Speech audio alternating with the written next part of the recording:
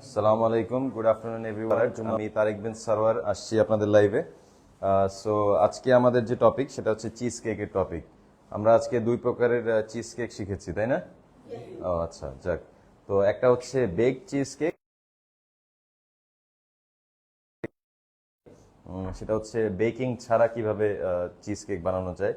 So সেটা আমরা শিখেছি আজকে। এটা আপনারা যেটা দেখছেন এটা হচ্ছে আমরা উপরে ব্লুবেরি টপিং দিয়েছি। ব্লুবেরি ফিলিং এর টপিং ইউজ করে আমরা এটাকে বেকড চিজ কেক বলি, New York bake cheesecake.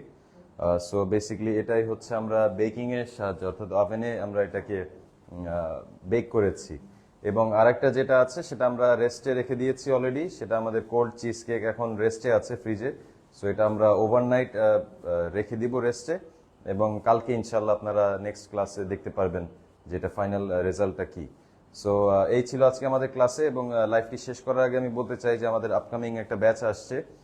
So যারা ইন্টারেস্টেড আছেন তারা সরাসরি আমাদের সাথে যোগাযোগ করে এনরোলমেন্ট করে নিতে পারেন। সো বেস্ট অফ লাক, ইনশাল্লাহ আপনাদের সাথে দেখা হবে। Thank you.